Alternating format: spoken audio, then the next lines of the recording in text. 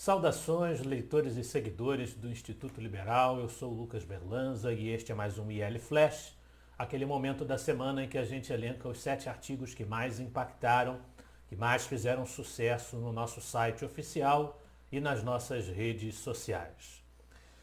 E hoje nós começamos com 3 grandes homenagens a figuras importantes que de alguma maneira se manifestaram ou escreveram acerca dos grandes valores da liberdade que nós nos dedicamos a defender.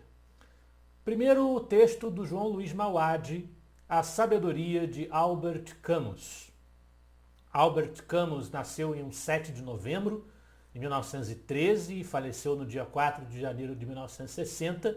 Portanto, 7 de novembro de 1913 ele estaria fazendo aniversário em 7 de novembro, razão pela qual o Mauad publicou mais um texto da sua série que costuma elencar citações de grandes figuras nos diversos ramos da expressão artística, do conhecimento, em Hollywood, literatura, filosofia, que de alguma maneira se aproximam das ideias liberais.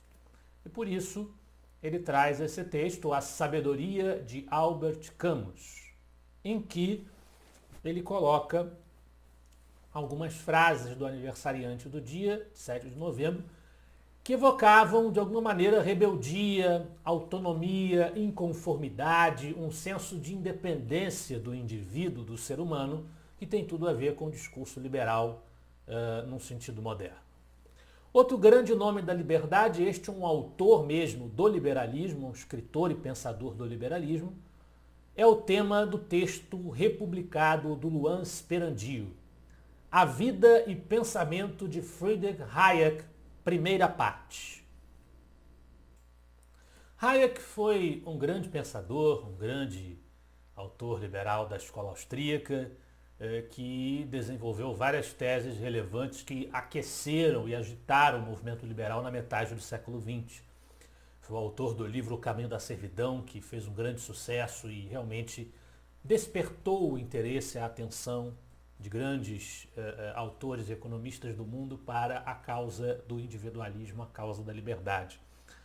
E o texto traz um pouco da biografia do Hayek, a versatilidade da sua formação, ele que tinha interesse por vários ramos das humanidades, do conhecimento humano, a teoria hayekiana da dispersão do conhecimento, um dos grandes temas do Hayek é o fato de que todo o conhecimento que é necessário para tomar decisões e orientar os rumos das coisas na vida em sociedade, não está à disposição de uma única pessoa ou de um único comitê de burocratas. E isso é um argumento usado pelo Hayek para combater a centralização de poder. E um outro tema tratado no artigo é a amizade e, ao mesmo tempo, a rivalidade teórica que foi criada entre Hayek e Keynes, que se tornou o símbolo de um debate maior dentro do campo da economia entre aqueles que enxergam que deveria haver essa intervenção maior do Estado na economia, principalmente com finalidade anticíclica, e aqueles que, como Hayek, enxergam que essa intervenção, de forma geral, é nociva. O que poucos destacam, e é bom destacar também, é que apesar destas diferenças e dessa rivalidade, Keynes admirava a intelectualidade de Hayek e reconheceu o valor do Caminho da Servidão. Então existia também alguma afinidade entre os dois autores. E o nosso terceiro personagem é um grande estadista do Partido Conservador, que também foi do Partido Liberal Britânico, Winston Churchill, também do João Luiz Mauad, A Sabedoria de Winston Churchill. Winston Churchill nasceu no dia 30 de novembro de 1874, faleceu no 24 de janeiro de 65, foi um dos maiores defensores literais da liberdade que o mundo conheceu, porque com a sua habilidade de oratória, o seu comando como estadista, ele liderou a vitória dos aliados contra Hitler na Segunda Guerra Mundial. Foi também um escritor produtivo e um frasista extraordinário. E é com base nessa habilidade churchilliana como frasista que o Mauad constrói essa relação de citações.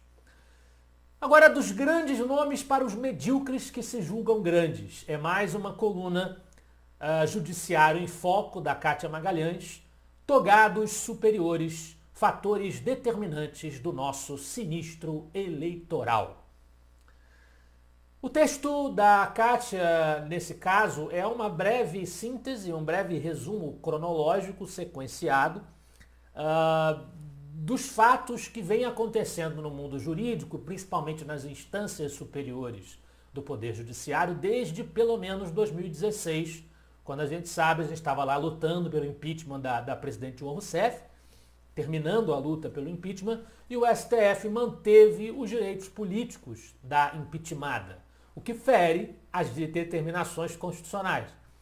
Ali já começou uma sequência de eventos de ativismo judiciário e, posteriormente, tirania judiciária, porque quando se abre uma brecha, o caldo vai engrossando cada vez mais, a ponto de chegarmos às cenas que vemos hoje.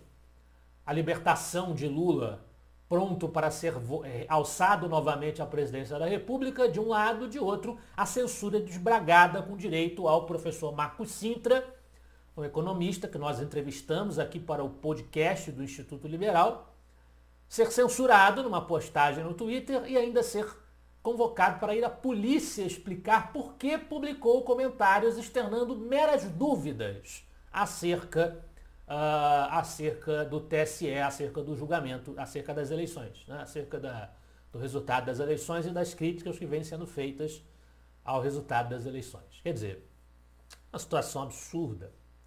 Nós podemos questionar Deus, podemos questionar a natureza, podemos questionar o universo, mas não podemos questionar a eleição, não podemos questionar as instituições, não podemos questionar o TSE e o Alexandre de Moraes.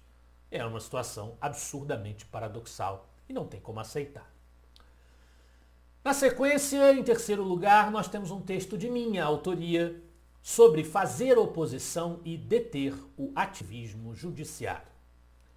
Eu venho sendo um dos que estão defendendo que nós precisamos tentar, ao máximo sempre, usar os instrumentos que as instituições oferecem antes de partirmos para uma luta de sobrevivência. Os manifestantes que estão nas ruas hoje, isso é sério, isso é direito do cidadão se manifestar, é sério que haja essas manifestações, elas denunciam a inconformidade com os fatos tal como eles estão acontecendo, mas não adianta, na minha opinião, ficar indo na porta de quartel pedir para militar dar golpe e derrubar as instituições, derrubar o Supremo, derrubar o TSE e impedir a posse de Lula, porque isso não vai acontecer. Nós não estamos nos anos 60 nem nos anos 50, os tempos são outros. Então eu acredito que é preciso dar um direcionamento para as manifestações e é preciso que a sociedade civil entre em sinergia para perseguir as pautas mais importantes e prioritárias no momento. E na minha opinião, antes mesmo de fazer uma oposição virulenta a Lula, que eu acho que nós deveríamos fazer, nós temos que fazer uma oposição virulenta ao Judiciário, ao Supremo, ao TSE, especificamente a Alexandre de Moraes. E a minha sugestão de leigo é que, como prioridade, os liberais que tenham conhecimento jurídico organizem uma força-tarefa para apresentar propostas estruturadas sobre como fazer frente ao autoritarismo judiciário, incluindo, se possível, o impeachment de ministros censores, como tem sido o ministro Alexandre de Moraes. Em segundo lugar, um texto do professor e conselheiro do IEL Biratã Jorge Óleo, retomando o caminho da miséria. O texto é uma análise da infeliz vitória, a desgraçada vitória de Luiz Inácio Lula da Silva de volta à presidência da República, o que é uma consagração do intervencionismo, do socialismo, do esquerdismo, como bem aponta o professor Iori no seu texto, mas também uma consagração do crime.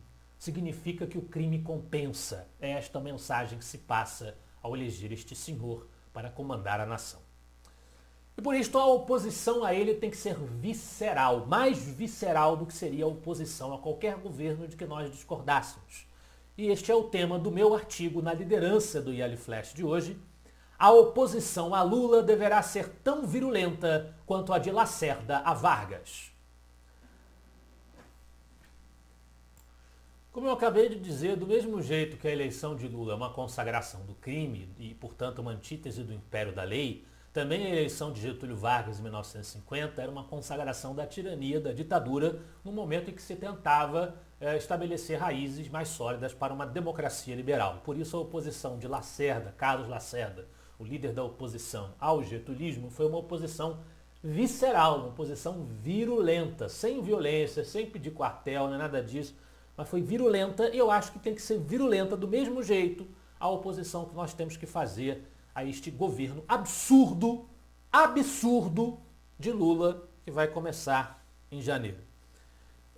Não vale a pena, na minha opinião, gastar munição com manifestações inúteis que jamais ficar fechando vias, bloqueando ruas. Nós temos que nos manifestar sempre. Eu sou a favor de protesto de rua o tempo todo contra o Lula. Propôs volta do imposto sindical, rua. Propôs regulação da mídia, rua. Caso de corrupção, rua. Vamos pra rua. Na minha opinião, a gente tinha que ir pra rua protestar já na posse do Lula. Não tenho nada contra isso. Agora, não. Eu não acho pessoalmente que faça muito sentido manifestação agora, quanto mais manifestação em porta de quartel, a não ser que nós orientemos as manifestações para que elas sejam contra a censura, contra o autoritarismo do Poder Judiciário. Esse, na minha opinião, tem que ser o alvo prioritário de todos os amantes da liberdade. Esse foi o nosso IL Flash de hoje. Eu espero que vocês gostem dos artigos e dos debates proporcionados pelo Instituto Liberal. Semana que vem estaremos de volta. Afinal de contas, para nós, você é a parte mais importante da sociedade. Até a próxima.